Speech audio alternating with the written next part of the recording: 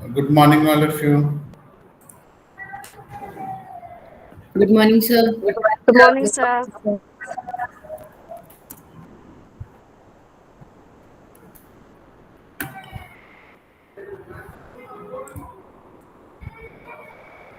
Okay, so today we will do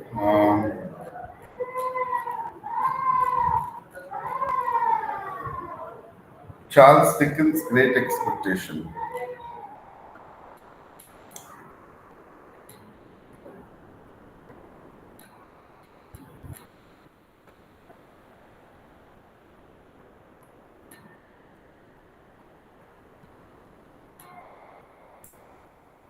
How many of you have read Charles Dickens?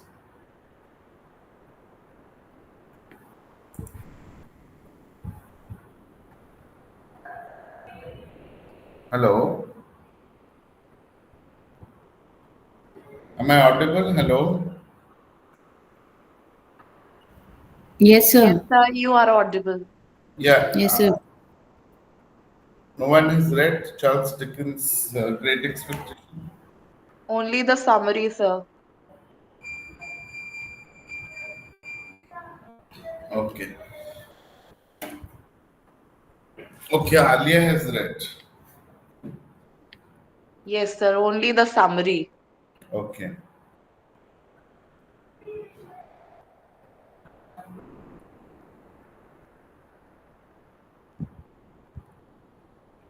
okay, fine. Okay, so we will go.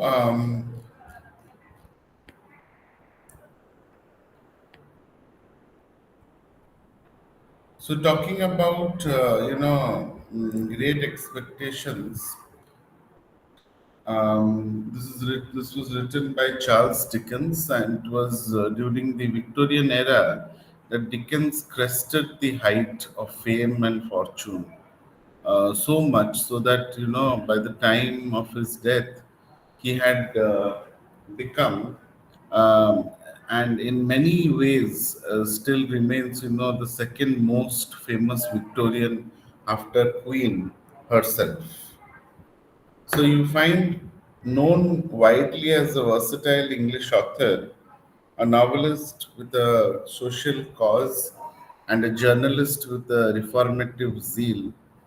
Charles John Huffam Dickens became a synonym for the English literature of the Victorian era.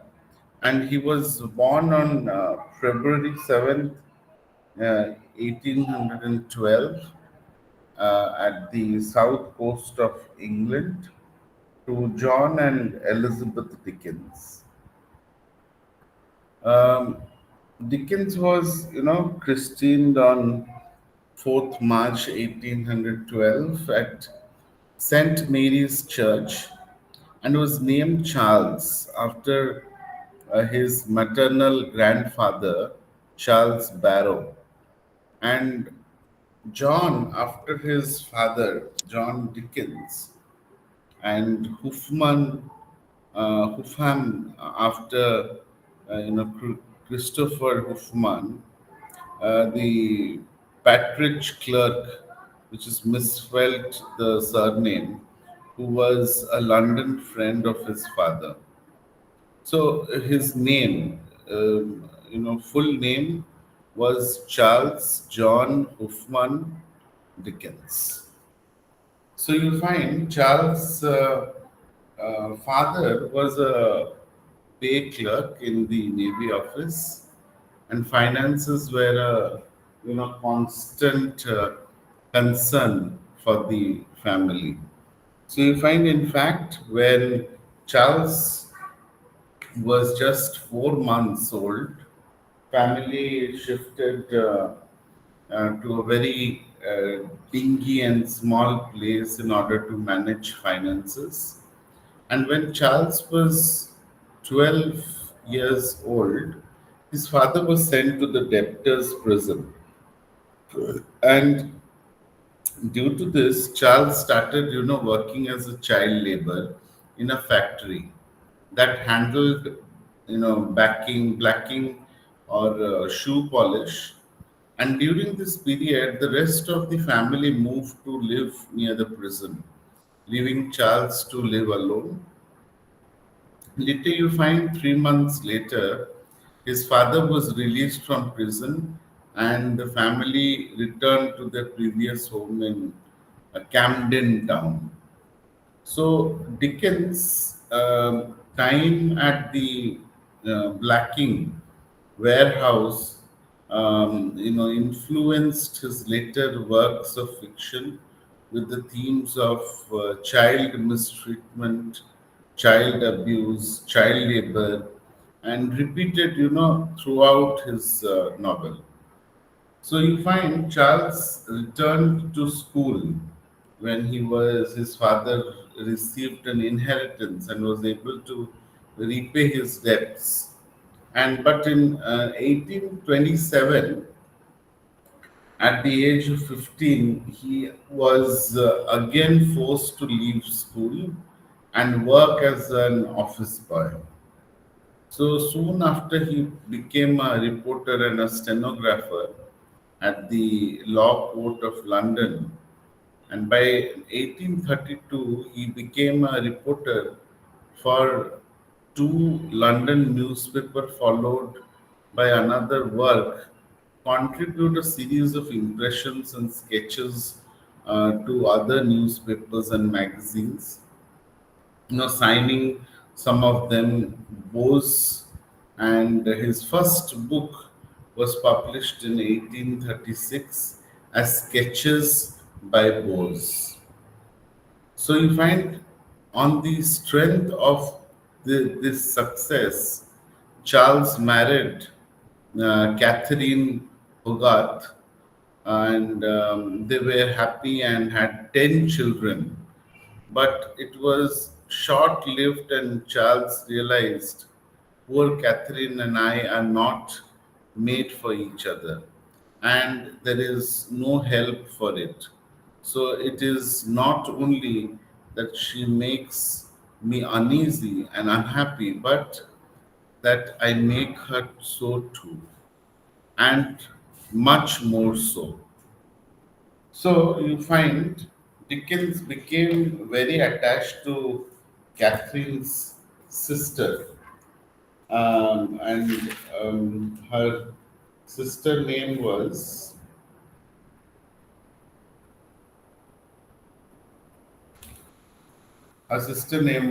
Mary, and she died in his arms after a belief illness in 1837. And he portrays her as a character of in many of his books, and her death is fictionalized as the death of little Nell. And Dickens said this: "Thank God she died in my arms," he said after her death. And the very last words she whispered were of me. So Dickens took a ring from Mary's little lifeless fingers, placed it on his own finger, where it remained until the day he died. And such was the effect of Mary's death on him that for the first and the only time in his life, he found himself unable to write, and the next installments of his writings, Pickwick Papers and Oliver Twist, which failed to appear. So you find, in fact, Dickens and his wife Catherine had stayed at White Weatherboard Cottage, which still exists today, and which was known as Collins Farm. And they remained, till Dickens felt strong enough to come back to his writing schedule. In 1857, Charles and Catherine felt that living together as husband and wife was not possible for them, and they took separate bedrooms. And in June 1858, Catherine and Charles were legally separated. And you find during 1857, a middle aged Charles began an adulterous affair with a teenager called Ellen. Ellen is otherwise known as Nellie. Okay, and that would end only with his death.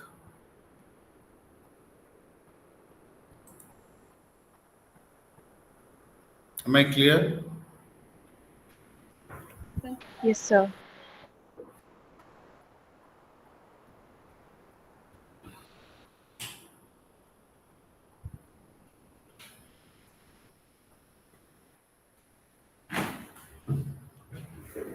Okay, and then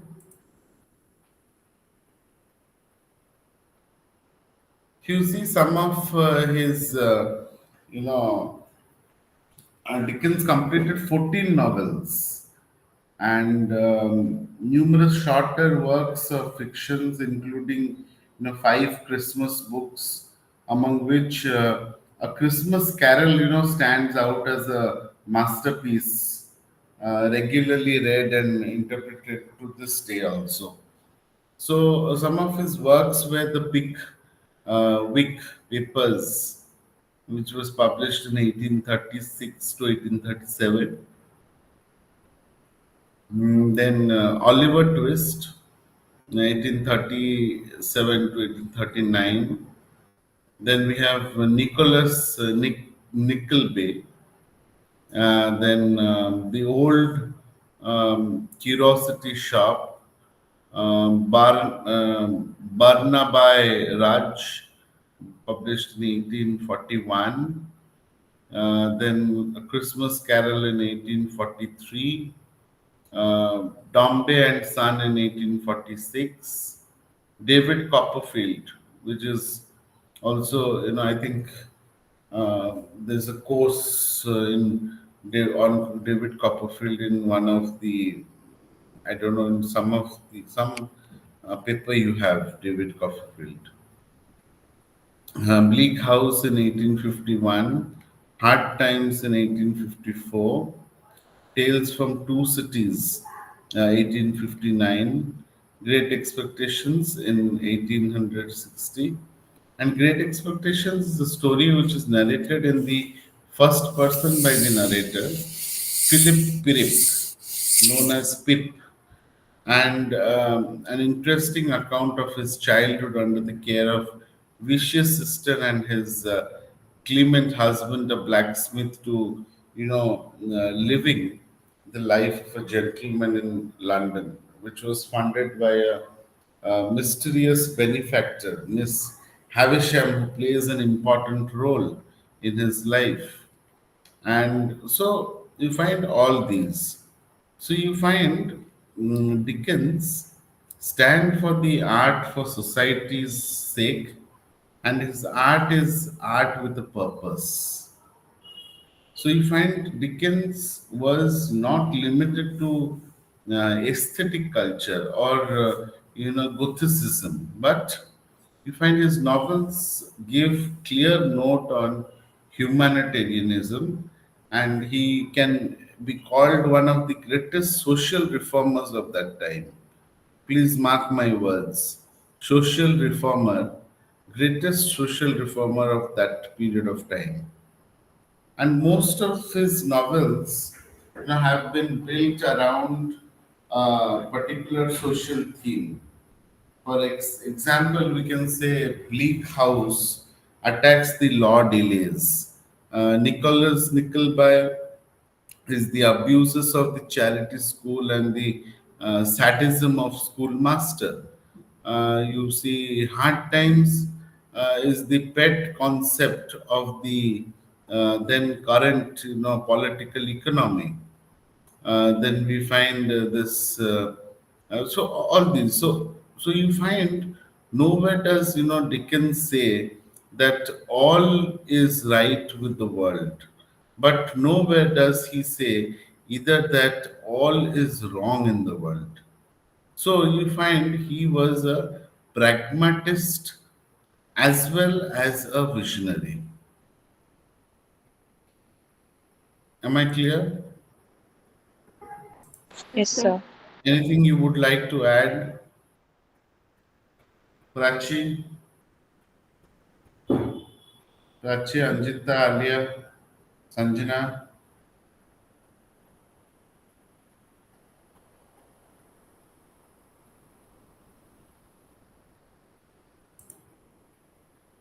You'd like to add? Nageshwari?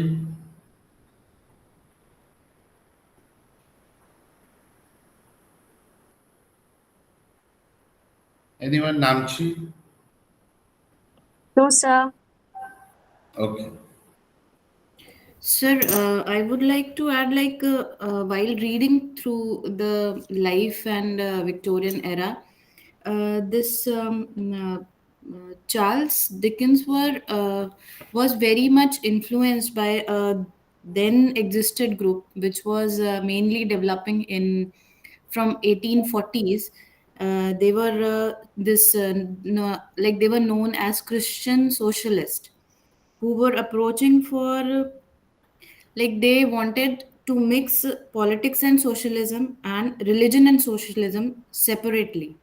So their thoughts were very much affected by this, and this mainly focused on the uh, society based on human love and cooperation. So mainly, when you said na, that he's the greatest social reformer, I feel this group was quite influential for him. Yeah, yeah, correct. And sir, I remember reading Oliver Twist when I was very young. And in Mhm. that book, he clearly illustrates how these little kids are treated, like these child laborers. And I Mhm. still remember one scene where he he explains like these kids are given a small tiny cup and they'll be given soup in it, and if they ask for more he will abuse them. So it's Yes.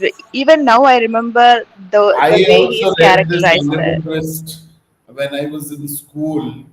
So ICSE board, I guess it was in Yes, 8th yes, or I ninth. see. Yes, yes. I have also read this, Oliver Twist. It was in the course, and I remember, it was.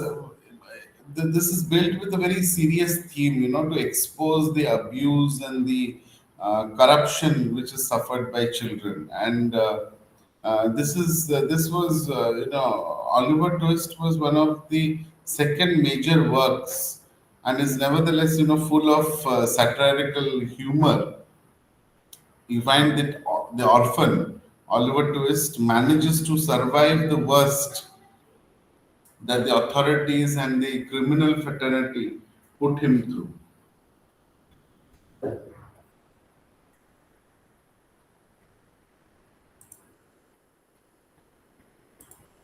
Yes, Okay. sir. Mainly his works were to highlight this social reform. Like also, Yeah, yeah. he has this application of principles of Christianity to industrial organization. Like you have to be just like they in this lot of child abuse was there, which is a kind of a sin in Christianity. So like he wanted to tell that society or the you can say the upper class who used to exploit that uh, like you have to be humble towards everyone.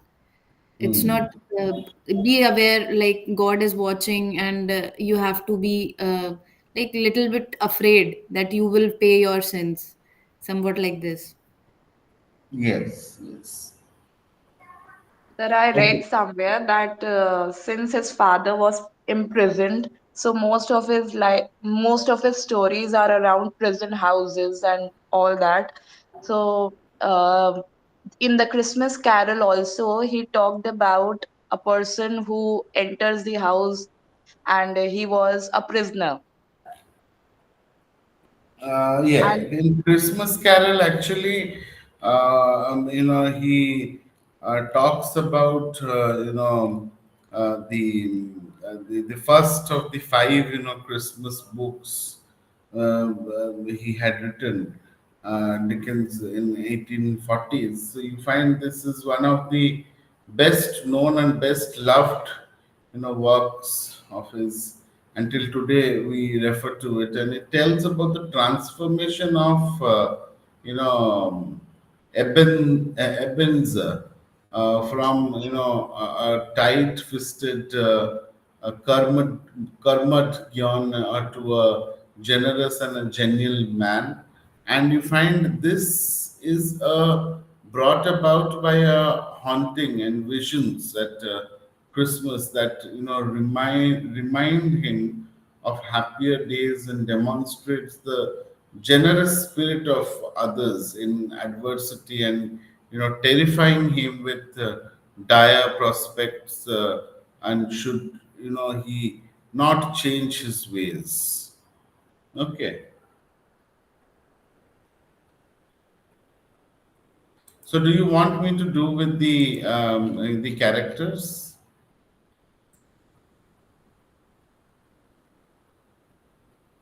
Should I tell you about the characters?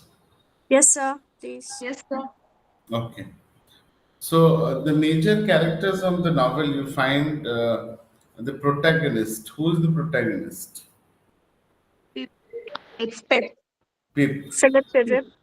Pip. Pip is the protagonist and the narrator of the Great Expectations, and we find Pip begins the story as a young orphan boy being raised by his sister and brother-in-law in the southeast of England.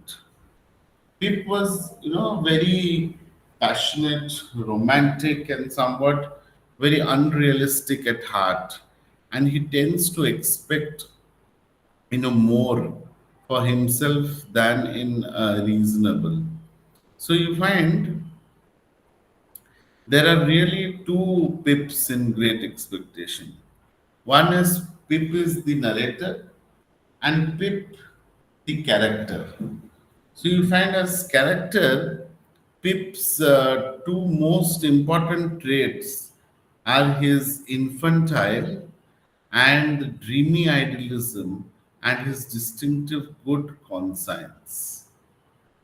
Okay, then we have the next character, that is Miss Havisham.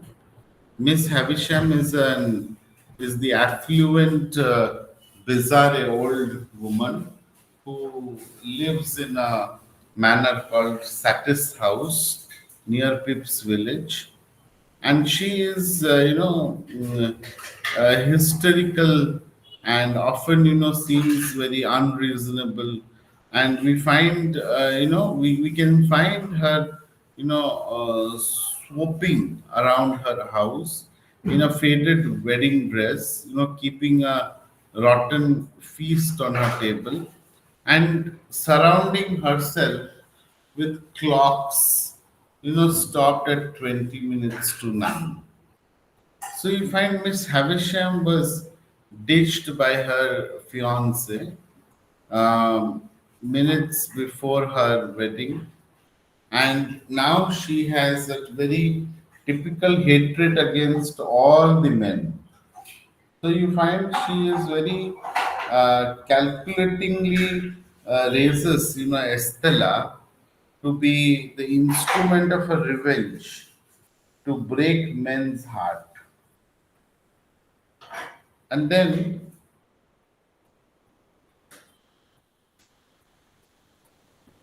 you find the next character is Estella. Estella is Miss Havisham's beautiful adopted daughter.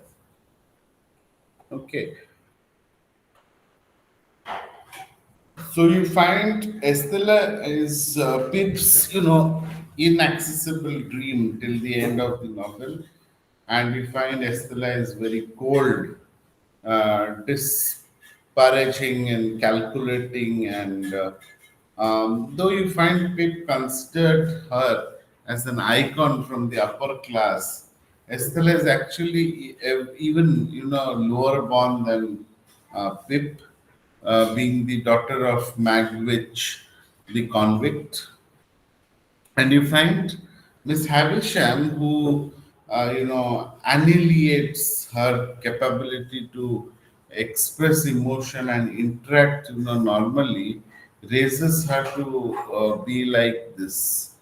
And then that's the reason that rather than marrying the benevolent Pip, Estella marries the cruel aristocrat, that is Drummer. drum, yes, who treats her harshly and makes her life miserable. So you find Pip, mm,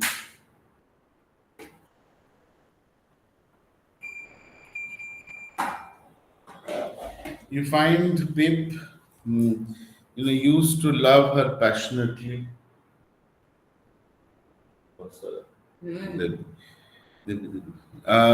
Pip used to love her passionately, but she's usually, very callous, harsh, and unresponsive, and in him. And you find off and on, she forewarns him that she has no heart. So towards the end, after being a widow, she realizes Pip's passion for her, and they come out hand in hand. Then we have Joe Gagri. Joe Gagri is, Pip's brother-in-law, the village blacksmith, a very uneducated and a very um, unrefined person. So you find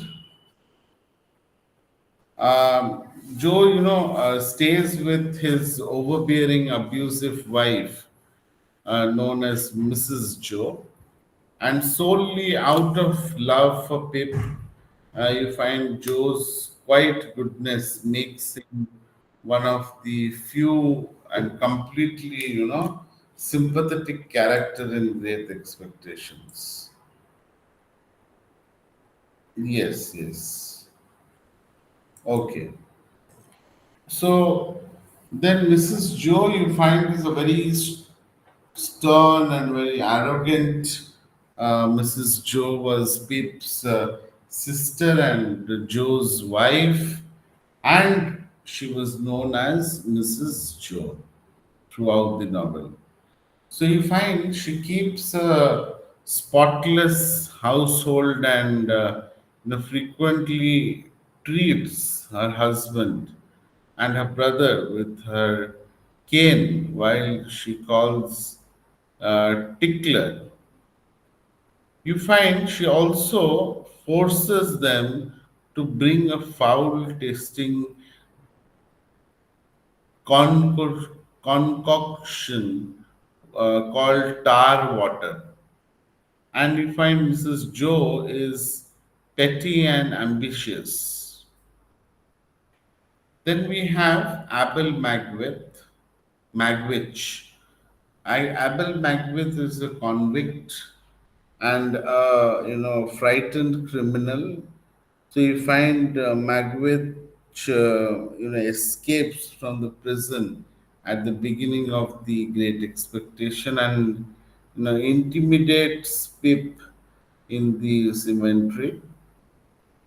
We find Pip's kindness, however, makes a deep impression on him, and he consequently, devotes himself to making a fortune and using it to appraise Pip into a higher social class, and we find he becomes Pip's secret benefactor.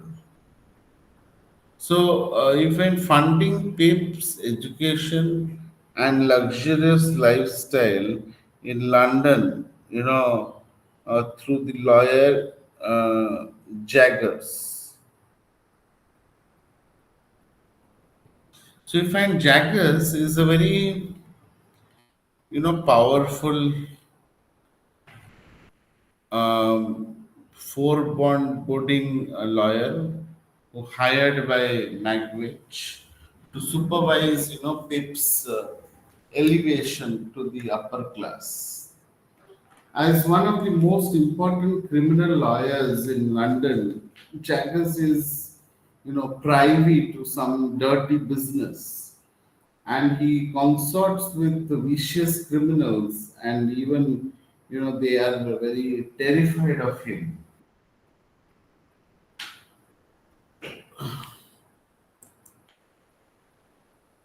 Yes, Tanu. Yes, sir. Yeah, you raised your hand. No, sir. I was listening. By mistake, I have raised my hand. I'm listening to you carefully, very Oh, keenly, sir. Okay.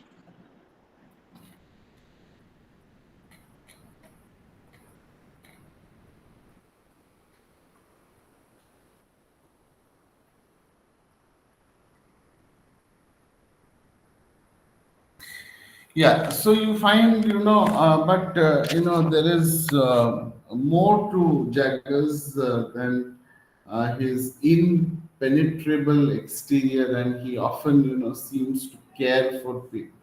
And before the novel begins, he helps Miss Havisham to adopt the orphaned Estella. So you find Jaggers smells, strongly of soap, and he washes his hands obsessively as a psychological mechanism to keep the criminal tamed from, corrupting him. Then we have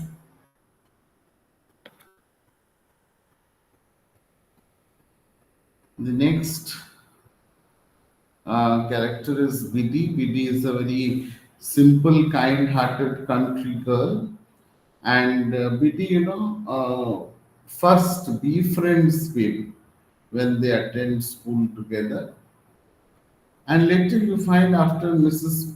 Joe is attacked, then becomes an invalid, and Biddy, moves into Pip's home to care for her.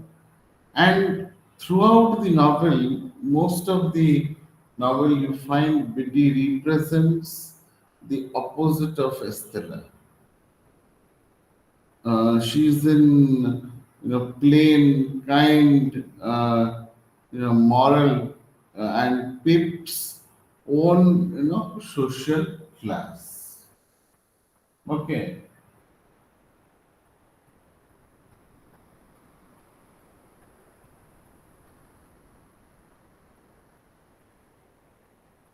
Then we have Dolge Orlik. Dolge Orlik is the day's laborer in Joe's forge, and Orlik is a stooping, uncultured, you find embodiment of evil, and he's very mischievous and discriminating, and we find hurting, people simply because he enjoys it. So he's responsible for the attack on Mrs. Joe, and he later, almost succeeds in his attempt to murder Pip. Then we have Uncle Pumblechook.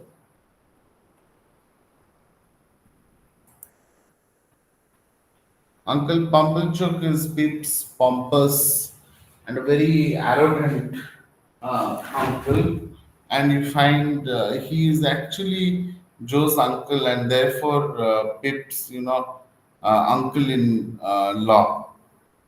But Pip and his sister both, call him Uncle Pumblechook. Uh, you find he's a merchant, obsessed with money, and this uncle is responsible for arranging Pip's first meeting with Miss Havisham.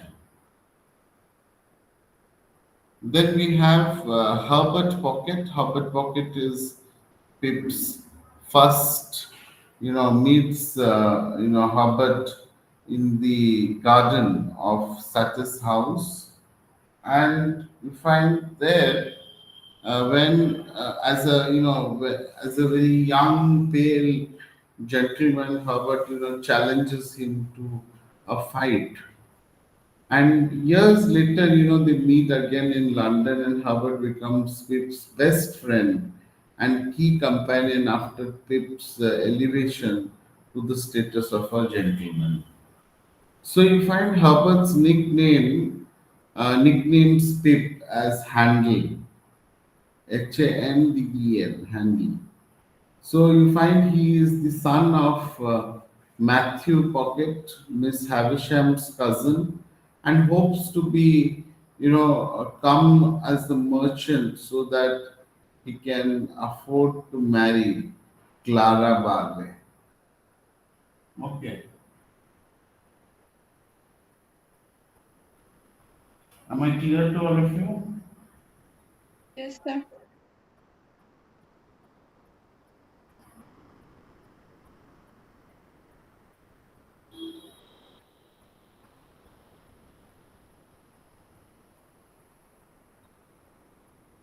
Okay, then we have Wimmick. Wimmick is Jagger's clerk and Pip's friend, and Wimmick is one of the strangest character in Great Expectations. At work, he is very hard, he's very sarcastic, and he's very obsessed with the portable property at home in Walworth. And he is very jovial, dry, and a tender caretaker of his aged parents. And then we have Mr. Wopsley. Wopsley is the church clerk in Pip's country town, and Mrs. Wopsley's aunt is the local school teacher.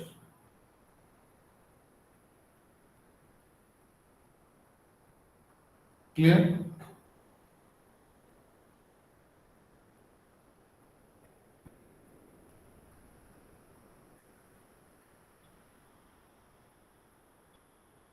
Am I clear? Yes.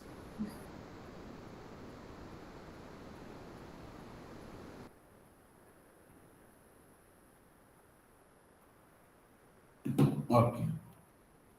Next is minor characters are Bentley. Bentley is a suckling brute who eventually marries Estella and then straits her. We find Startup is a tenant of Mr. Pocket and a friend of Pip. And then we have Molly. Molly is Jagger's housekeeper, and she was once, accused of murder but acquitted, and she turns out to be Estella's mother. Mrs. Kiffins is Wigway's girlfriend and later, bride. And then you have Clara. Clara is Herbert's pocket friend's girlfriend and later is a bride. Then we have Mrs. Brandley. Mrs. Brandley is, the old widow with whom Estella lives in Richmond, and Mrs. Wimpley is an elderly woman at whose house, Pip and Herbert lodge Magwith in an order to hide him. And then Compeyson is Magwith's one-time partner in crime, and it is his fault that Magwitch is sentenced to prison. So he becomes an informant to the police and helps, recapture Magwitch. So these are some of the characters you find in the text. Just give me a minute.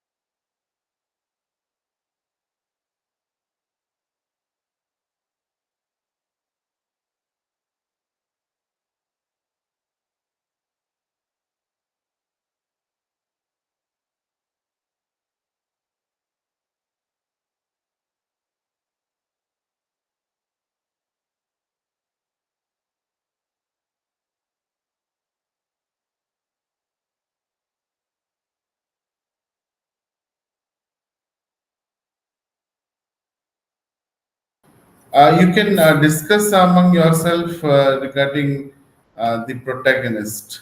I would like to know, from Anjita, Alia, Sanjana, Prachi, all of you. Anjita, could you please add something? How do you feel the character of Pip? He matures by the end of the novel, and that's a key characteristic of a Bildungsroman, where the protagonist matures psychologically as well as morally. Okay. He was sincere and loyal. Whatever he promised, he tried to fulfill those promises.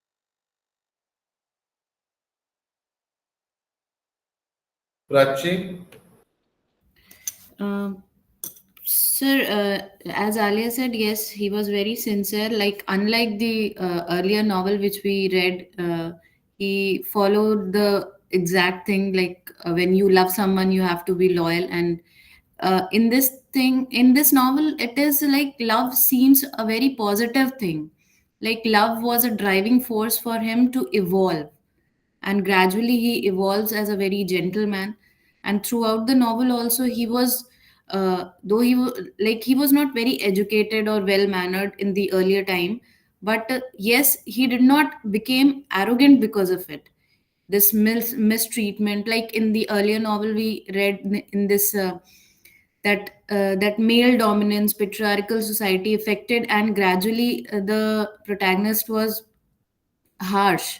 He was like, he was not compassionate.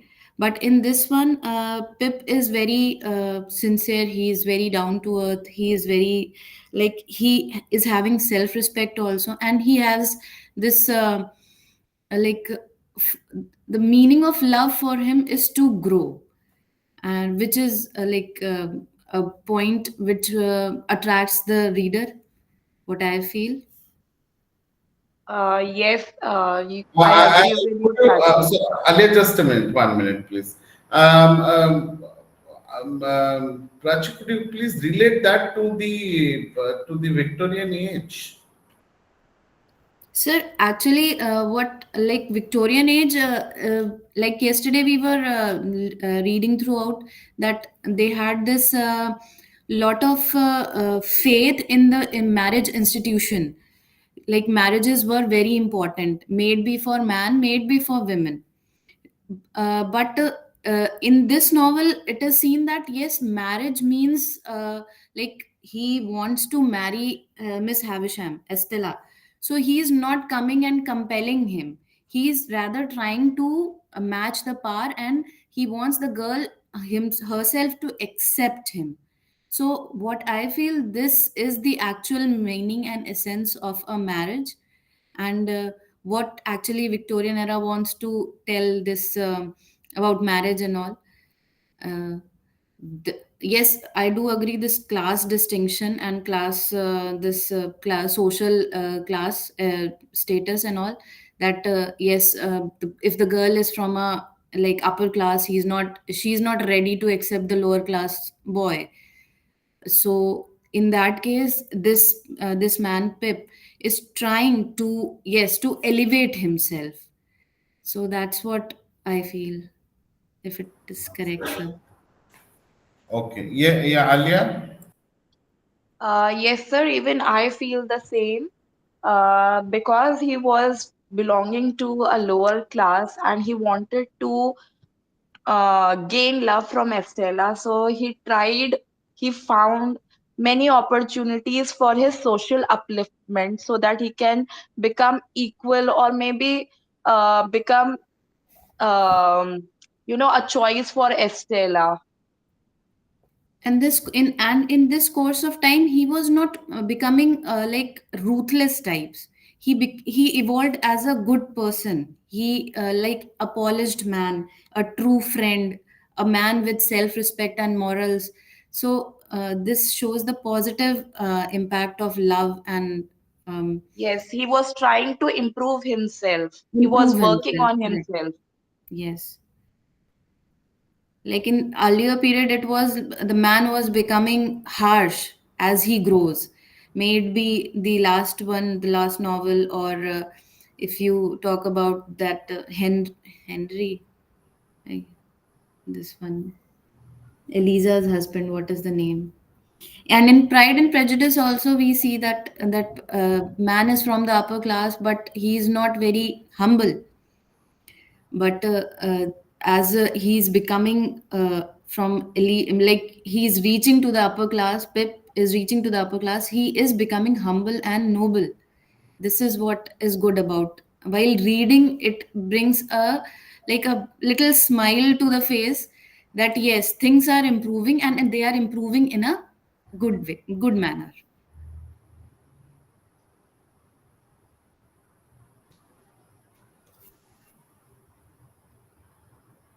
Okay. Uh, Sanjana? Yes, sir. Already they have mentioned everything, but I would like to add few more things that what I felt after going through this novel is that this man Peep, he is far away from complexity. He has pure heart and simplicity and innocence is like we seen him right from the beginning of the novel, like when for the first time he encounters with the senior, like that man named as Will Meg Switch. Despite he was afraid, but there was a sort of compassion and about him, and without like he took his meal. Like without eating himself, he carried his own meal and offered him to him. And there are certain qualities in this man Pape, which shows that he is a true gentleman, like kind, sympathetic, and ambitious. Like there are various shades in him. He is sympathetic, like even after getting like even after knowing all the past histories about Miss Hampshire, he forgives him instantly without even thinking twice. He is ambitious because he was wanting to compete with Isabella, therefore he was wanting to have education. So this shows that he is ambitious. I mean to say ambitious, and of course there are also certain instances which shows he was quite immature and selfish also, because at times when he happened to spending his days at London, he forgot his past relationship with Joe, with whom which once he had a friendly relationship, because that time due to his association he forgot all those memories, and also there was a point that class division was there and he was like leading a life with upper class, so somewhere he's reluctant to uh, like either means reluctant to recall or recognize Joe. But yes, overall, to sum up, we can say that he has traits which shows he is a gentleman, unlike Tom Jones, where we found that uh, the character of Heathcliff, he has quite brutal side in him. But but in this character of Philip, we can't say that he has that harsh or brutal nature. So that's it. Also, sir, I have a question, like not exactly a question, a thing. This character Pip shows a little empathy and this compassionate feeling for the very first man, Magwitch, when he was in this cemetery and he was sitting down the graves of his parents. Maybe because the author himself had this background that his father was in prison, so he maybe this was Yeah, put down yeah, in the that's true. character. Yeah, yeah, yeah. From there it came, like Yeah, what I yes. connected. Yeah. Okay.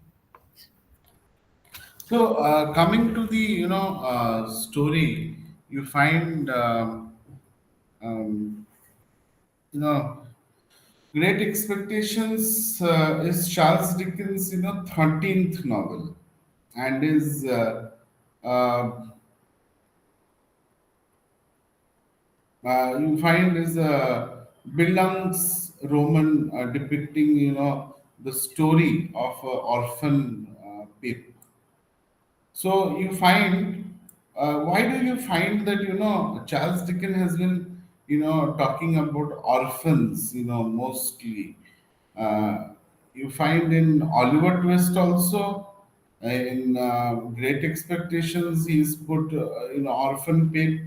So why does he relate to his time or something? Why is he saying that? Do you all know what is a Bildungs Roman? Yes, Yes, sir. sir. Bildung Roman is yes, a novel which deals with one person's you know the formative years or the spiritual education. Okay. Yes, yes, please. My question. Sir, this novel reminds me of the common saying that one good deed deserves another. So if someone does something good to you, so you should also pass it on. No, but why do you find Charles Dickens put characters like who those who are orphan means you find orphan Pip, orphan Oliver Twist.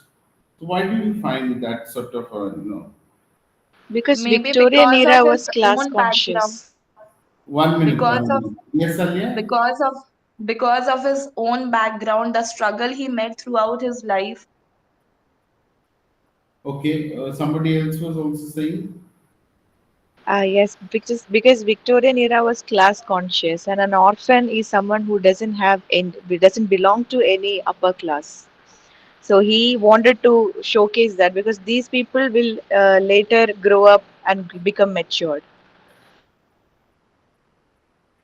But I believe, because he has faced, that although he was not an orphan, but he was, he had to go and work and as a child labor. So you find he relates that to his own situation. That is how he has written these texts. Yes, sir. Even he himself struggled a lot from a child labor. He tried to improvise himself, and he became a reporter, a knowledgeable person. Yeah, yeah. So you find, it is Dickens' second novel to be fully narrated in a first person, and the novel was, first published as a serial in Dickens' weekly periodicals all the year round, from 1st December 1860 to August 1861, followed by its publication Chapman and Hall in October 1861 in 3 volumes. So you find Great Expectations is regarded as Dickens, you know, um, grotesque tragic comic, okay, tragic comic conception. So what is this?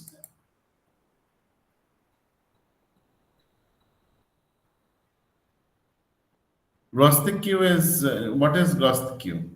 It's a term which talks about style of art.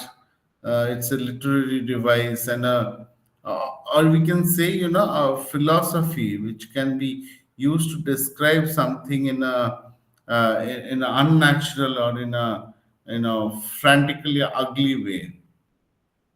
So could you please spell the word? I'm just putting it. Wait.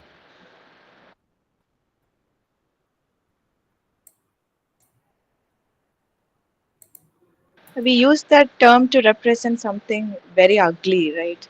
Yeah.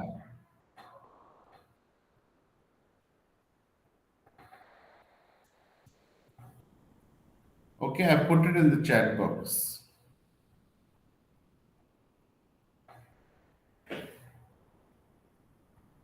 So you see, there are moments of touching tragedy and sadness, such as you see young Pip in a cemetery, which is surrounded by his dead family, and Pip, being mistreated by his only surviving relative, Mrs. Joe. You find at the same time, there is relaxed comedy such as when Mr. Pumble Chook and Mr. Whoopsley, reconstruct the tale and how the thief must have stolen the pie when all the time. You find it was no thief but Pip, and in spite of some light mood, the darker mood dominates the text with mystery and danger always skulking. You find Miss Havisham presents grotesque mystery, and as does you find Jagger's housekeeper Molly. And towards the end of the novel, you see it gives a grave events and a serious complications completely, which surrounds the plot. Okay. And then you find, so the novel, starts out with one of the most significant events of Philip, that is Pip's life when he was a young child. So you find as he was sitting, one evening, gazing at his parents' tombstones and, absconded convict grabs Pip, to bring food and a file, even though you find Pip follows his orders properly, the convict gets caught anyways, and Pip returns to living the normal life with his sister and her husband and Mrs. and Mr. Joe Gagri in Kent, England.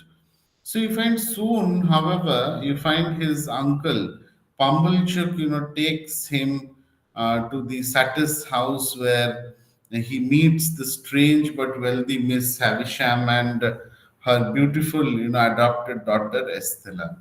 So Pip falls madly in everlasting, love with her, and on the other hand, you find Estella treats him with only disdain and intimidation. So soon, Pip is very trained by his brother-in-law Joe to be a blacksmith, and Estella, taunts him for being an ordinary person. And then, um, just a minute.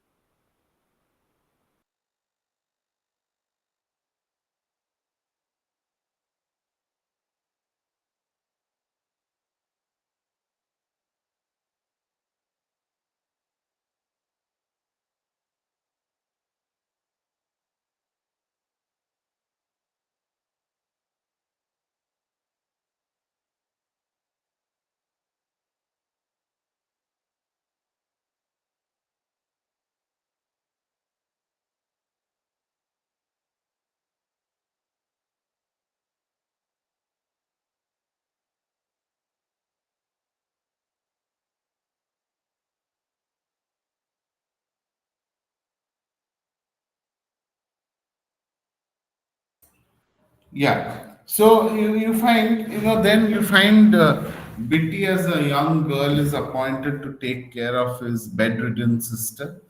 And Pip, learns many things from her so that he can, enhance his image in front of Estella.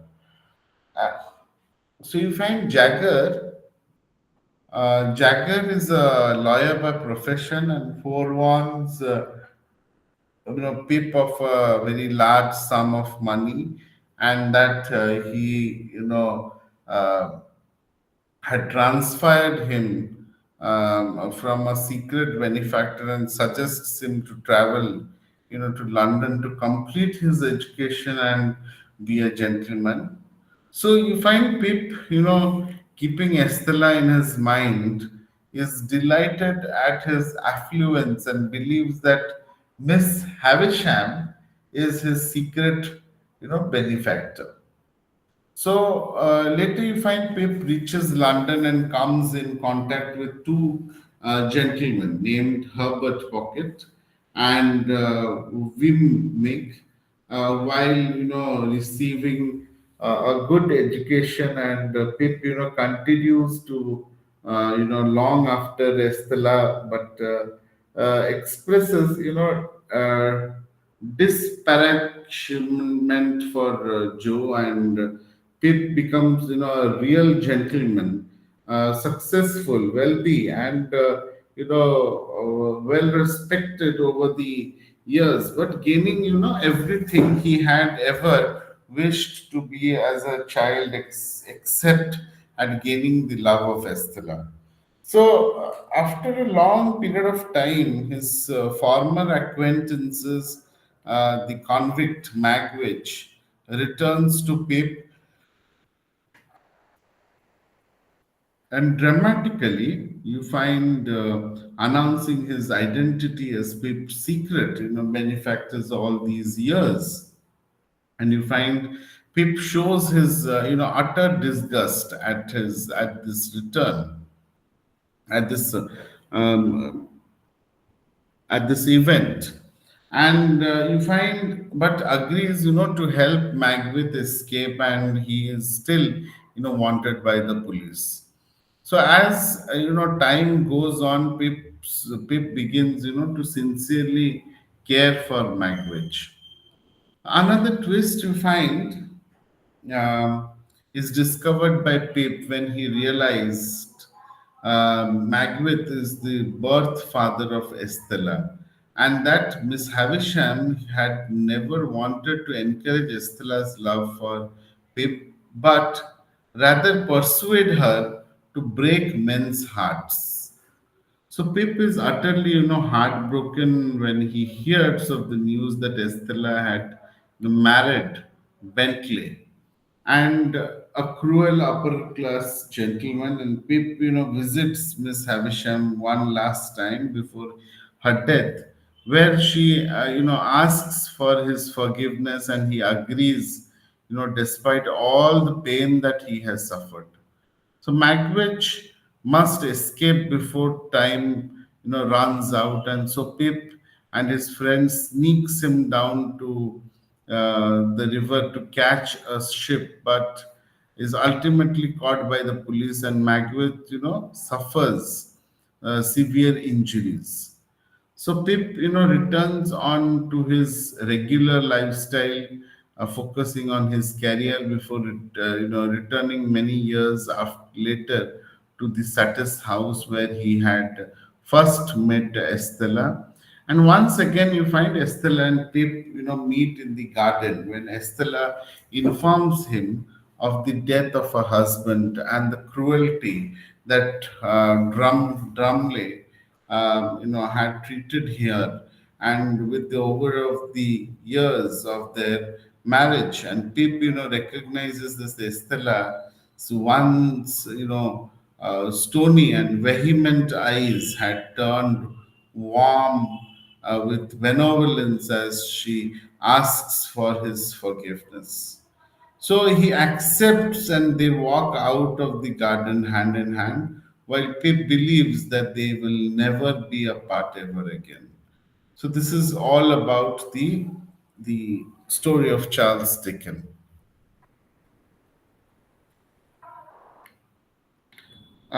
So can anybody, give throw light on the settings of the novel?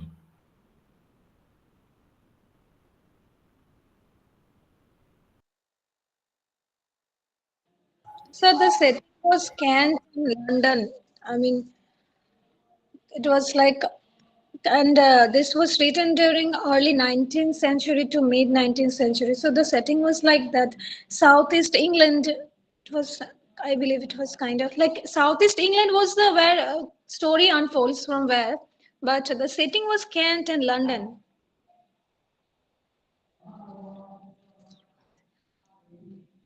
Okay, Anjita, others can Uh, also participate. Yes. I think it's mainly the fact that in the beginning, Pip was in that small house of Mr. Joe and Mrs. Joe, and later on he moves to London, and then he works at the firm of Herbert. So even that setting, that the background where he's staying shows the maturation of his character. Okay. Alia,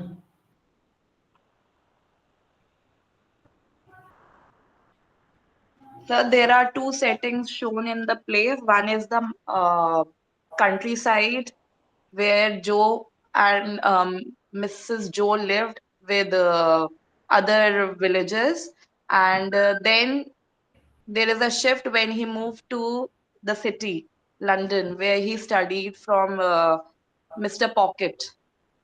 So two settings have been shown. anybody else?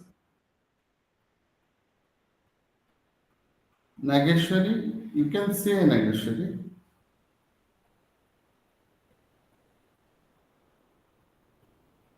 Okay. What if I say that the Great Expectations is divided into three stages in life of Pep?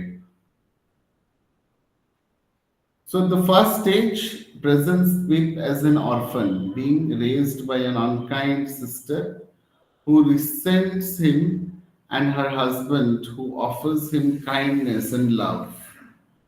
And Pip encounters a convict and helps him. So his meeting with Estella and Miss Havisham gives a new direction to his life. And he receives a fortune and moves to London. Clear?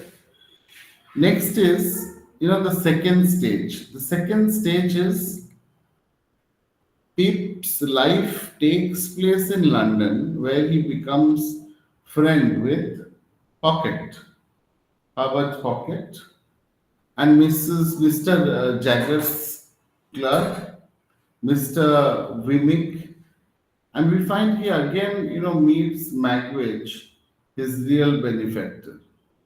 So this, knowledge begins to, the change in Pip from ungrateful snobbery to, the humility associated with Joe and, and home. And then you find, the third stage is Pip's life, which solves, all the remaining mysteries of the novel. Pip, finds out that Magwitch is the biological father of Estella. So Magwitch, dies in prison, and you find, and Pip, becomes the clerk in Cairo with Herbert, and he returns 11 years later and finds Estella at the site of Satis house. So the more popular ending indicated that they stayed, together. Okay, am I clear? So we find that. So what are the elements that we find? One is Bildungsroman, tragic comedy, melodrama, satire, romance. It's a gothic novel, crime fiction. So you find all this. So when we talk about the plot and the structure, we can say young people, lives with his abusive sister and kind brother-in-law Joe. Pips helps a convict. Pip visits the wealthy Miss Havisham and falls in love with the adopted daughter Estella. And Pip, becomes a blacksmith. So, apprentice, but wishes to be a gentleman so as to win over, Estella, and a very mysterious benefactor, grants him his wish. So Pip goes to London and gains, whatever he wanted to become a gentleman. And he comes to know about Magwitch, the convict who is his benefactor. And Estella, plans to marry another man. Miss Havisham dies, and Pip discovers Estella is Magritt's daughter.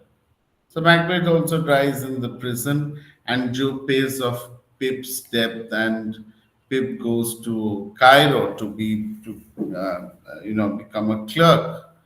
So later he connects with the widowed Estella, and he believes that they are now united forever. So what are the themes that you see? Education as a tool of social advancement or mobility. Okay, justice. Okay, yes.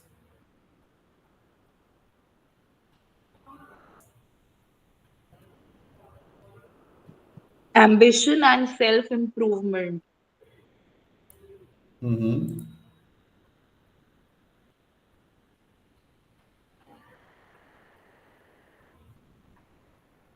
Okay. Social class, yes. Ambition, you can say, and the desire of self improvement, yes, because of the social, economical, and the educational morals. You find guilt, you find criminality, innocence, maturation, and the growth of, growth from childhood to adulthood. You find the importance of affection, loyalty, sympathy over social advancement and class superiority. Sometimes social class, you find the difficulty of maintaining superficial morals and the social categories in a constantly changing world. So you find so you find the tone of this novel is very comic, jovial, and satirical.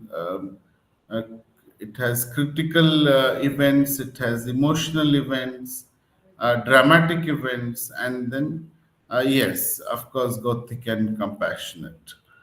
So we see so some of these. Yes, Prachi. Sir, in this novel, particularly for this novel, can we say that the moral theme of this novel was more towards affection, loyalty, and conscience than giving importance to social advancement, wealth, and class?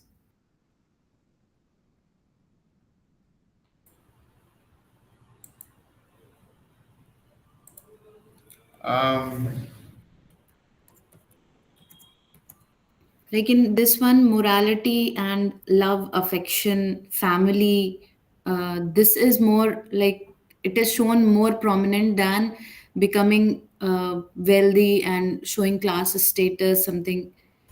Can we say that in this, particularly in this novel? we can say, when we talk about the central theme, it's about, we can say it's self-discovery, the social mobility and the happiness, pursuing their happiness. That is more important. Okay, okay.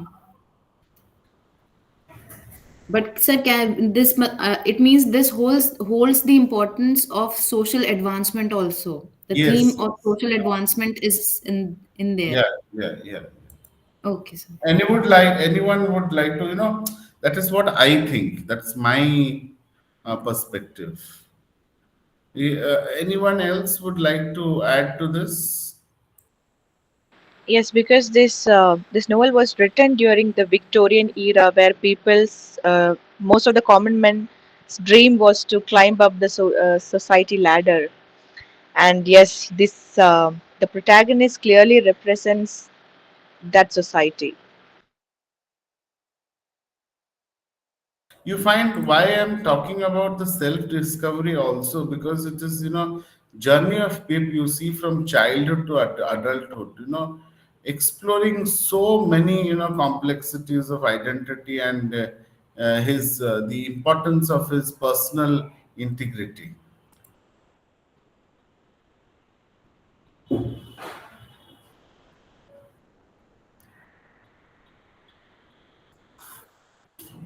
Okay. Yes, Sanjana, I saw you have written about the themes. Yes. Okay. So, what are the symbols that you find in this?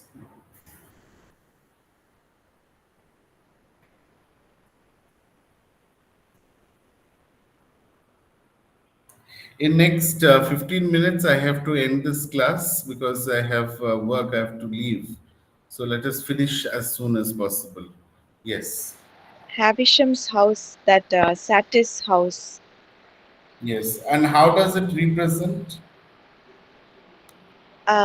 It's about Miss Havisham's past because she has a very key importance in No, why no. The Estella. Satis house represents, being a upper class world to which, Pip longs to belong.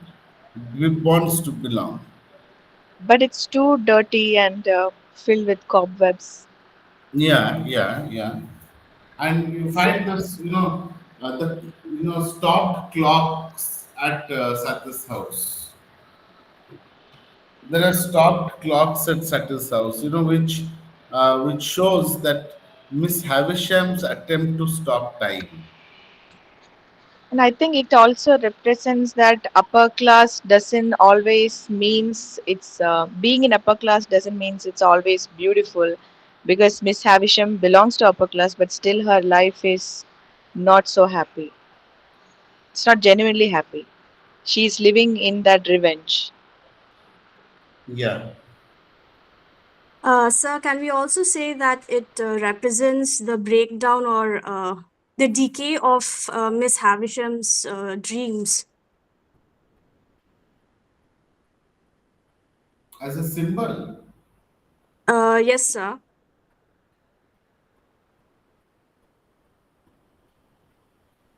Um, as a symbol, how? No, I don't think. As a symbol, how do we represent that?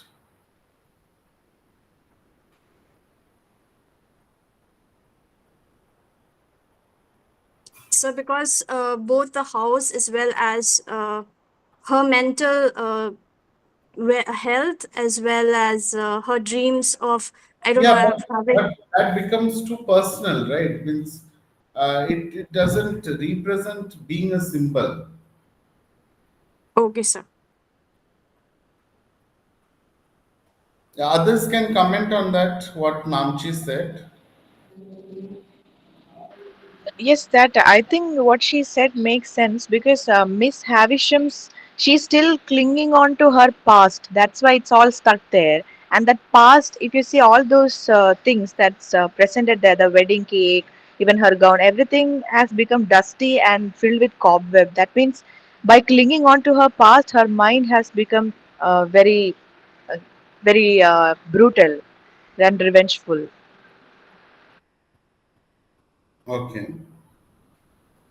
Anjita, Sanjana, Alia.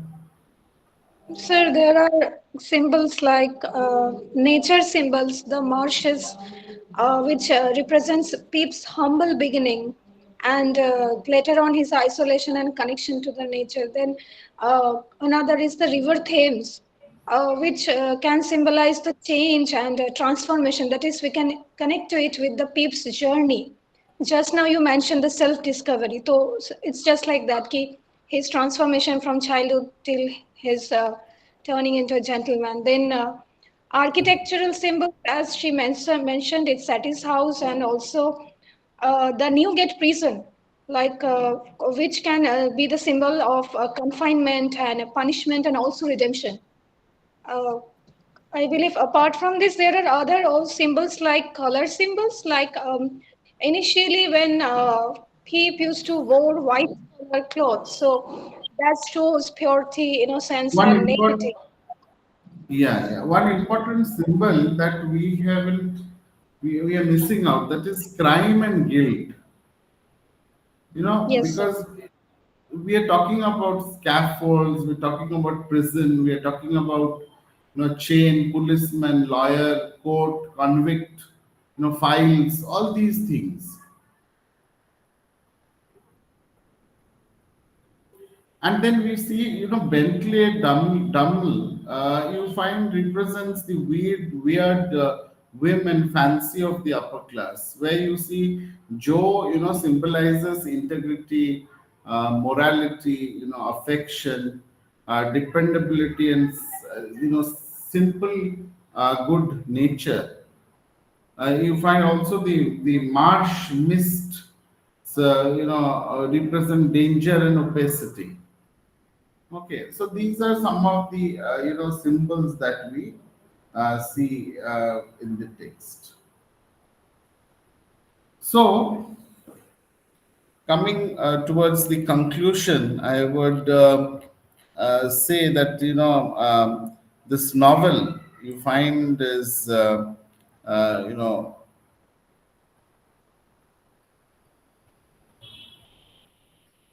is not a diary, but it can be termed as a memorial. You know what is a memorial?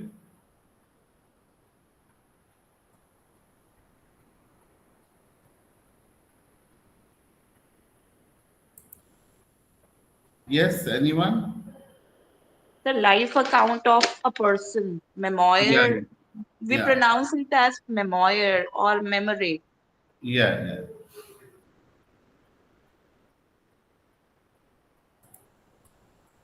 Uh, just a minute.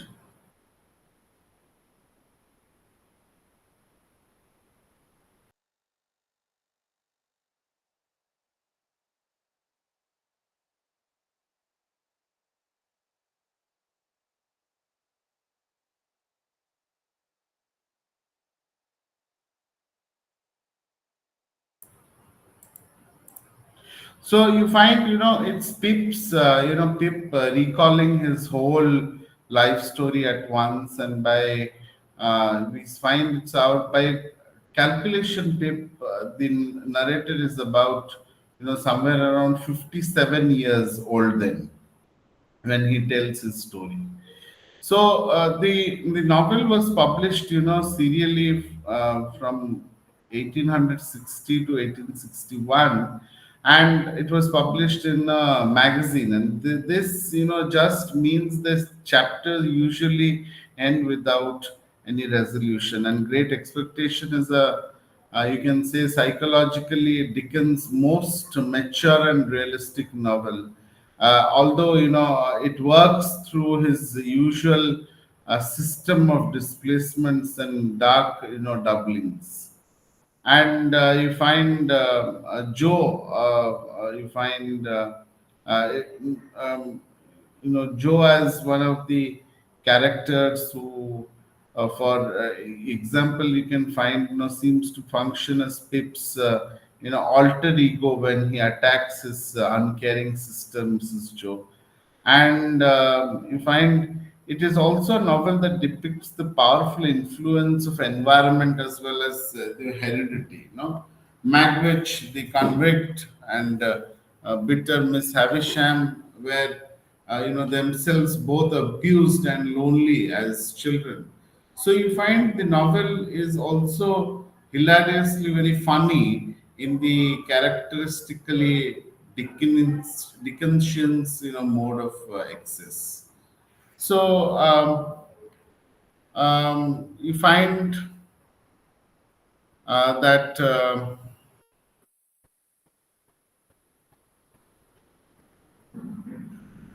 the setting is between the mid 19th century, and it is written in first person, as I had said.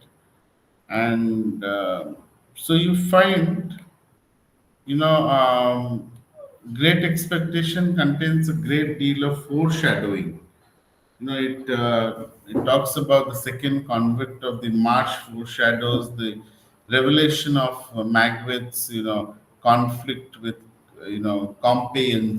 compassion. And the man is a very pub who gives Pip money, foreshadows the revelation that Pip's fortune, comes from Magwitch, and Miss Havisham's, wedding dress and her bizarre, surrounding foreshadow the revelation of her past and her relationship with Estella.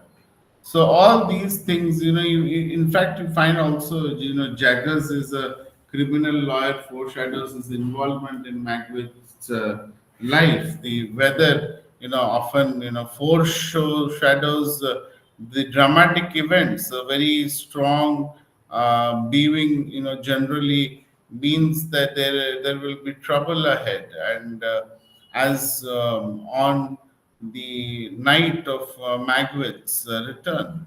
So all these, you find in this text. Anything you want to add? We can add, and then we can, get over with the class for today.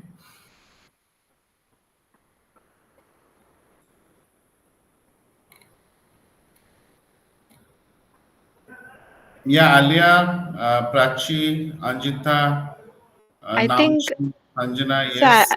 so I think along with our protagonist, who is Pip, even Estelle matures in the end, which we did not mention here. In the end, she realizes her mistake and asks Yeah, yeah. forgiveness to him because And she is the one who actually looked down upon him, even Miss Havisham. But in the end, Estelle also realizes, just like Pip. And it's not only Estella, Miss Hampshire, whatever her name is, she also realizes the reality. She accepts the reality.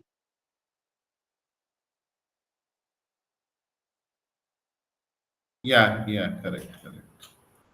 So that is how. Okay. So I think today's the class is going better because we are discussing many things. Well, then I think today we can end the class here. Then So when is the next class? tomorrow, it's tomorrow nine to. I'm doing it tomorrow and Sunday also. We will be having class. So Sunday will be at 11:30 to 1:30. Are you Okay, there so in the Alia? Are you there in the group? yes, sir, I'm there, but the message wasn't clear to me, so I just confirmed. Why so? Sir, because there were two, three classes that were getting mixed. One thing No, about no, no. I, wedges I and am I am putting in the group, so you need not worry for that. okay, sir. So we'll be meeting tomorrow at 9. Yes, yes, yes. Okay, thank you, sir. Thank you all. Sir, Yes. so Thank you, tomorrow sir. it's 9 to 11. Will it be Middlemarch? Yeah, the next novel. Yes. And Sunday is 11:30 to 1:30, is it? Yes, yes. I'll put it in the group. Okay, sir. Thank Okay, you. Yeah. thank you, sir. Okay. Thank you, all of Thank you. you, sir. Thank you, Thank you, sir. sir.